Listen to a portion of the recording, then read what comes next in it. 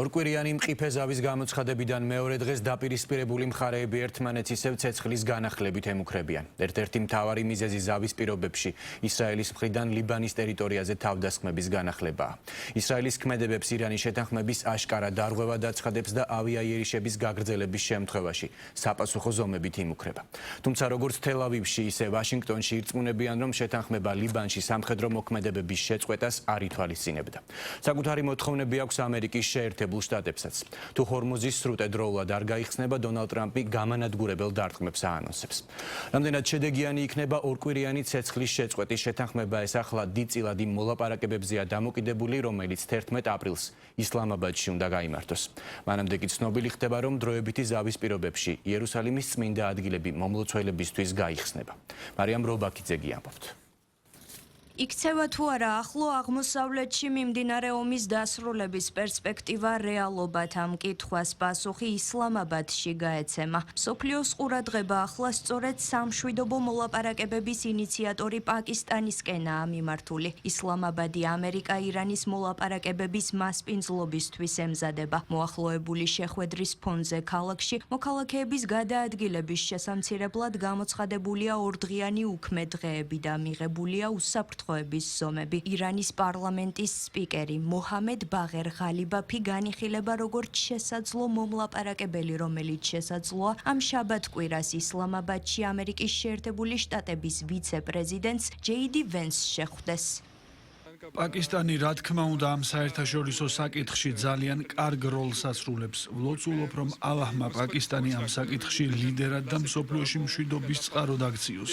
როგორც ხედავთ, დღეს მთავრობამ მთელ ქალაქში დასვენების დღეები გამოაცხადა, რათა ეს მოლაპარაკებები მშვიდობიანად დასრულდეს.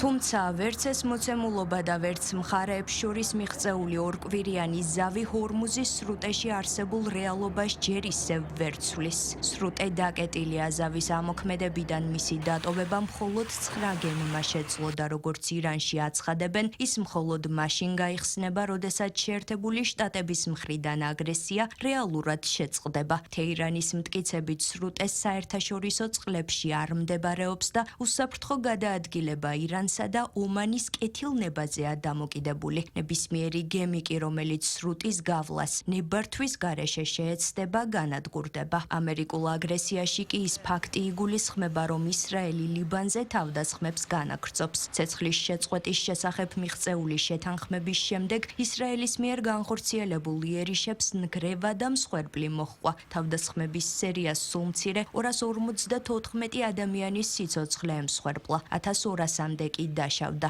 ეს კი თეირანის მტკიცებით გენოციდის სტოლფასია.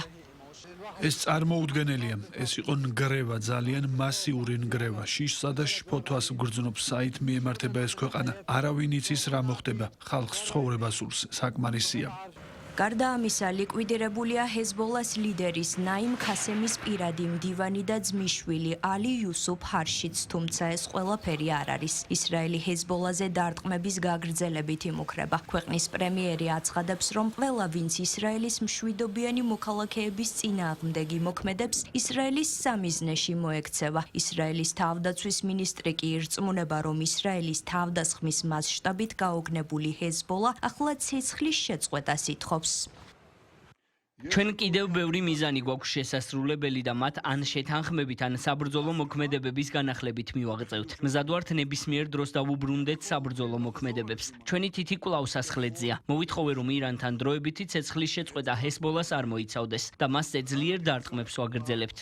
ირანის პარლამენტის სპიკერი ისრაელს აფრთხილებს, რომ ლიბანში თავდასხმების გაგრძელება აშკარა საფასურს და ძლიერ პასუხს გამოიწვევს. სხვა ირანელი ოფიციალური პირების მსგავსად ისიც ამტკიცებს, რომ ორკვირიანი ცეცხლის შეწყვეტის შეთანხმება ლიბანზეც გავრცელდა, რასაც როგორც ისრაელი, ასევე ამერიკაც უარყოფენ. პარალელურად ირანის პრეზიდენტი ისრაელს ცეცხლის შეწყვეტის დარღვევაში ადანაშაულებს. აცხადებს, რომ ირანელების თითები კვლავ სასახლეტზეა და თეირანი ლიბანელებს არასოდეს მიატოვებს.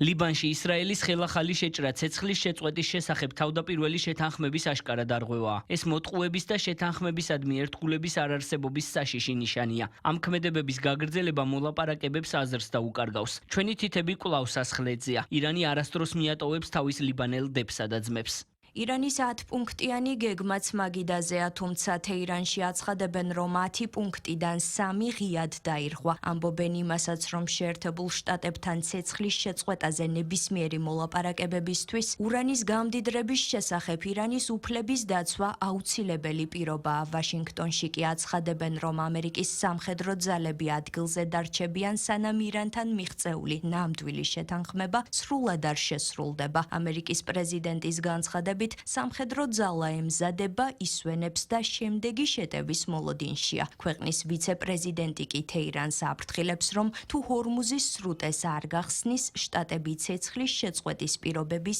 საკუთარ ნაწილს არ შეასრულებს. ხოლო იმ შემთხვევაში, თუ თეირანი მოლაპარაკებებს კეთილსინდისიერად აწარმოებს, შეერთებული შტატები მზად არის ირანს ბევრი რამ შესთავაზოს, მათ შორის ბირთვულ პროგრამასთან დაკავშირებითაც. ვფიქრობ ირანელებს ეგონათ, რომ ცეცხლის შეწყვეტა ლიბანსაც მოიცავდა და ასე არ მოხდა. ჩვენ არასდროს მიგვიცია ეს დაპირება. არასდროს მიგვითითებია, რომ ასე მოხდებოდა. ჩვენ ვთქვით, რომ ცეცხლის შეწყვეტა ირანზე იქნებოდა ორიენტირებული და ამერიკის მოკავშირეებზე, როგორც ისრაელზე, ასევე სპარსეთის ყურის არაბულ სახელმწიფოებზე. ესპანეთი ისრაელს ცეცხლის შეწყვეტისა და საერთაშორისო სამართლის დარღვევაში ადანაშაულებს. მხარეებს შორის მიღწეული შეთანხმების დარღვევის შემთხვევებს გმობს იტალიაც და ორივე ქვეყანას პირობების შესრულებისკენ მოუწოდებს.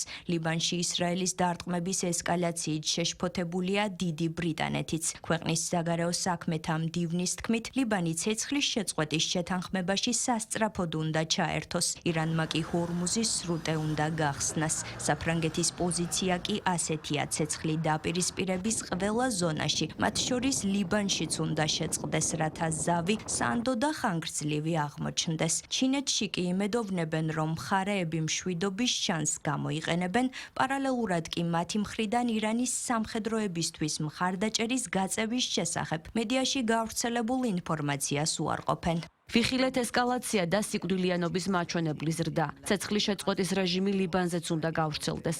ვფიქრობ, რომ ეს ეხება როგორც ისრაელის, ასევე ლიბანისა და მთელი ახლო აღმოსავლეთის უსაფრთხოებას და სწორედ ამიტომ არის ასეთი მნიშვნელოვანი. ამერიკის პრეზიდენტმა მოკავშირეების მიმართ უკმაყოფილება არაერთხელ გამოხატა იმის გამო, რომ ისინი ამერიკა ისრაელის მიერ ირანის წინააღმდეგ დაწყებულ სამხედრო ოპერაციაში არ ჩაერთნენ. ნატოს გენერალურ მდივანთან შეხვედრის შემდეგ დონალდ ტრამპმა კიდევ ერთხელ გაიმეორა, რომ ჩრდილოატლანტიკური ალიანსი არ იყო ვაშინგტონის გვერდით, როცა სჭირდებოდა და არც მომავალში იქნება. მარკ რუტესთან შეხვედრამდე თეთრ სახლში ითქვა, რომ ტრამპი მასთან საუბრის დროს ამერიკის ნატოდან გასვლის შესაძლებლობას განიხილავდა. ნატოს გენერალურმა მდივანმა კი შეხვედრის შემდეგ აღიარა, რომ ირანში ომის დროს ალიანსის ზოგიერთმა წევრმა გამოცდა ვერ ჩააბარა. თუმცა იქვე აღნიშნა, რომ ევროპული ქვეყნები ამერიკას ლოგისტიკითა და სხვა ვალდებულებების შესრულებით დახმარებას უწევდნენ. მე ვიგრძენი დონალდ ტრამპის იმედგაცრუება, რადგან მას ეგონა, რომ ძალიან ბევრი მოკავშირე მის გვერდით დადგებოდა. პრეზიდენტმა ტრამპმა გადაწყვიტა მოკავშირეებისათვის წინასწარ არ ეცნობებინა და მე ეს მესმის. თუმცა დღეს, როდესაც ევროპას ვუყურებ, ხვდები, რომ მოკავშირეები უზარმაზარ მხარდაჭერას უწევენ შტატებს. ირანსა და ამერიკას შორის ცეცხლის ორკვირიანი შეწყვეტის შეთანხმების შემდეგ ისრაელის მიერ ლიბანზე თავდასხმების გაგრძელებამ ნავთობზე ფასების ზრდა გამოიწვია. მედიის ინფორმაციით ბრენტის მარკის ნედლი ნავთობის ფასი 2,2% არის მომატებული და $86.70 შეადგენს. BBC-ს ინფორმაციით ეს მას შემდეგ მოხდა, რაც ისრაელმა ირანსა და ამერიკის შეერთებულ შტატებს შორის ცეცხლის შეწყვეტის შესახებ შეთანხმების შემდეგაც ლიბანზე თავდასხმები განაგრძო.